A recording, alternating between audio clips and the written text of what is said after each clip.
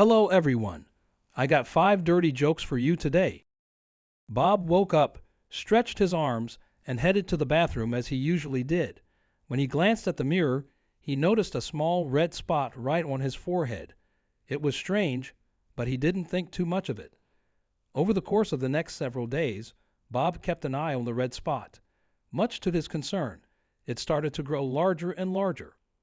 Worried, he decided it was best to consult with his physician about this unusual occurrence.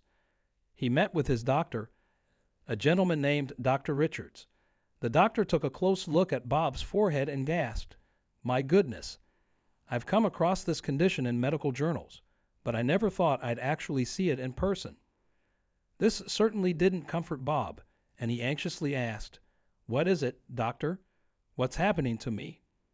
With a solemn expression, Dr. Richards revealed, "You seem to be growing a male genitalia out of your forehead. Over the next 6 weeks, it will continue to develop until it is fully grown." Bob was stunned. "Wait, are you telling me that in approximately 6 weeks, every time I wake up and look in the bathroom mirror, I'm going to see a full-grown manhood on my forehead?" Dr. Richards tried to reassure him, No, not exactly. The balls will cover your eyes." Joe was eating his lunch when a colleague from work, named Mike, came up to him with an enticing invitation. He asked Joe if he wanted to head out for a couple of chilled beers after work. Joe immediately responded that his wife, Lisa, would never approve of it, as she wasn't fond of him going out drinking with the guys after work. However, Mike had a clever plan to bypass this issue. Mike suggested, "When you return home tonight, tread lightly into the house, slip under the covers of your bed, cautiously pull down your wife's panties, and proceed to give her oral pleasure. I assure you, women absolutely love it, and trust me, she'll not utter a word about you being out late with the guys." Joe mulled over the idea and decided to give it a try. He accepted the invitation and had a fantastic time hanging out with his buddies. Late into the night, he tiptoed into his house, slid beneath the sheets, and gently pulled down Lisa's panties, proceeding to give her oral pleasure. Lisa started to moan in enjoyment, but after some time, Joe realized he needed to use the restroom, so he informed Lisa he would be back shortly. He climbed out of bed and navigated his way down the hallway to the restroom. When he pushed the door open and walked into the restroom, he was utterly surprised to see his wife, Lisa, sitting on the toilet. "How did you get here so fast?"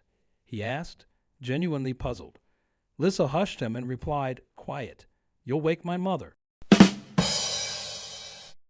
There was an 80-year-old man named Bill who had always dreamt of owning a pair of genuine cowboy boots. One day, he saw a pair on sale and without a second thought, he bought them and wore them on his way home.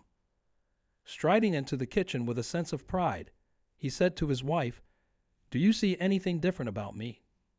His wife, Susan, who was 75, looked him up and down and said, "No, I don't see anything different."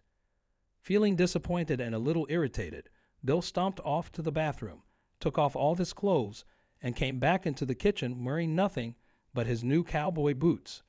He asked Susan again, this time a bit louder, "Can you notice anything different now?" Susan glanced up from her knitting and replied in her most indifferent tone, "Bill, what's supposed to be different?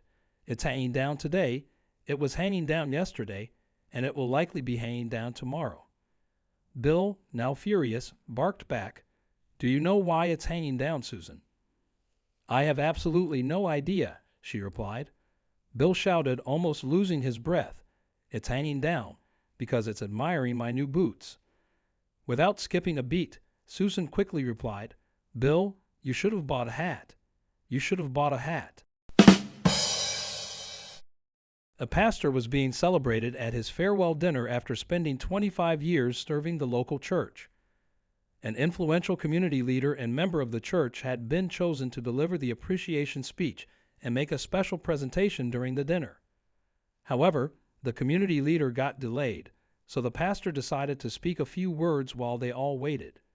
He started, "My initial understanding of this community was formed from the first confession I received here. I thought I had been placed in a dreadful location. The very first individual who confessed to me revealed that he had stolen a television set and was able to lie his way out when questioned by the authorities. Furthermore, he had swindled money from his own parents, deceived his employer, had a secret relationship with his boss's wife, had been involved sexually with his boss's 18-year-old daughter multiple times, consumed illegal substances, had several secret gay relationships, and had been caught and arrested multiple times for nudity in public. I was truly horrified that one individual could commit so many terrible actions. However, as the days passed, I began to see that not everyone in my congregation was like this. I realized I had been assigned to a wonderful community filled with kind and loving people. Just as the pastor was wrapping up his speech, the community leader hurried in, full of apologies for his lateness. He promptly began the presentation and started his speech. "I can never forget the first day our new pastor arrived at our church," said the community leader. "Interestingly enough, I had the privilege of being the first person to confess to him. A lady was always struggling to get her spouse to do any tasks around their home. He would arrive from work, plant himself in front of the television, have his dinner, and then proceed to spend more time sitting and watching TV. He was always avoiding those little home repair jobs that many husbands typically handle. This situation was really getting under the lady's skin. One day, their toilet got blocked. When her husband returned home, she said with a sweet voice, "Darling, the toilet is blocked. Could you possibly take a look at it?" Her husband grumbled, "What am I, a handyman?" and settled himself down on the couch. The following day, the kitchen sink disposal unit refused to work. When her husband returned home, she requested, again very politely, "Darling, the garbage disposal isn't working. Could you try to fix it for me?" Yet again he snarled, "What am I, a plumber?" The day after, their washing machine stopped working. When her husband returned home, she gathered her courage and said, "Darling, the washing machine is not working. Could you check it?" This time he snapped, "What do I look like? A repair guy?" Finally, she had had enough of this. The next morning, the woman called 3 different repairmen to handle the clogged toilet, the broken garbage disposal, and the malfunctioning washer. When her husband returned home, she told him, "Dear, I called in repairmen today."